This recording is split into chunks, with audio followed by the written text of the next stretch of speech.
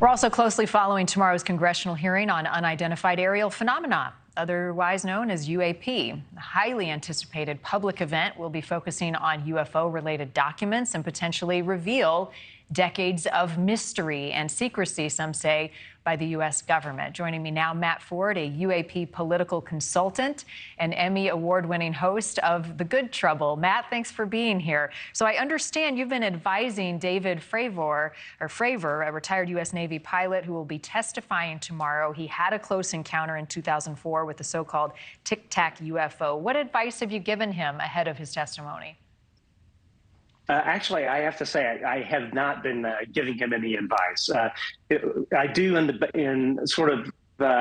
background, offer advice, political consulting to officials on Capitol Hill that are dealing with this particular issue. But in terms of the witnesses, I have not. But Commander Fravor, I think it would be safe to say he's going to have a lot to say, as will David Grush. And Ryan Graves as well. So I think this is going to be something the American people are definitely going to want to tune in for. So, Matt, why should Americans trust these three witnesses who are testifying? Do you think that they are credible, and how will they share that credibility with lawmakers and with the American public tomorrow?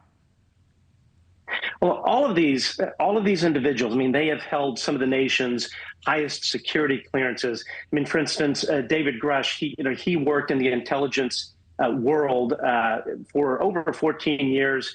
He was one of the main intelligence officials on the UAP task force. These individuals, they hold the nation's highest clearances. And then when you're talking about Ryan Graves and David Fravor, these men have been entrusted, as are all military pilots, our airmen and women, to handle these multi-million-dollar machines. These vehicles are just not handed to anyone, and they have to have the proper security clearances to operate these things. Do you think, though, that this conversation stalls again without direct evidence, that we don't see better images, videos, and firsthand accounts of any unexplained objects? I don't think so. I think in particular, David Grush is going to offer quite I would say, a good amount of a sort of new perspective to this thing. But what I would say, the most important element that the American people, I think, should be aware of is Congress is very much aware that this is a significant issue. So when you have senators like Kirsten Gillibrand and Marco Rubio, Senator Gillibrand, for instance, sits on both the Senate Armed Services and the Intelligence Committee.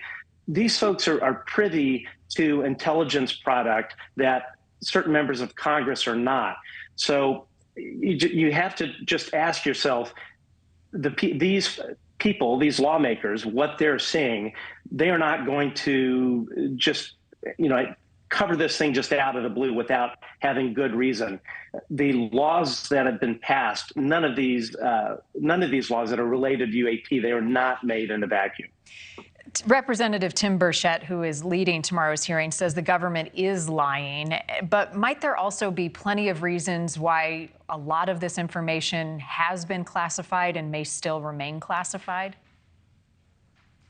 Well, I think that there certainly are going to be national security reasons for certain elements to be classified. But I had Senator Gillibrand on our show back in May, and I posed a similar question to her. And really the question was, do we as Americans have the right to know that we are being interacted with by a non-human intelligence? And her response, I thought, was really, really on point. And that was that it is not the place of, let's say, 50-ish non-elected officials to decide that we cannot be told that truth. That is not a national security issue. Well, we'll be watching closely. Matt Ford, thank you for your time this morning. Appreciate talking to you. Thank you for watching. Go to newsnationnow.com to find NewsNation on your television provider. And don't forget to click the red subscribe button below to get more of NewsNation's fact-driven, unbiased coverage.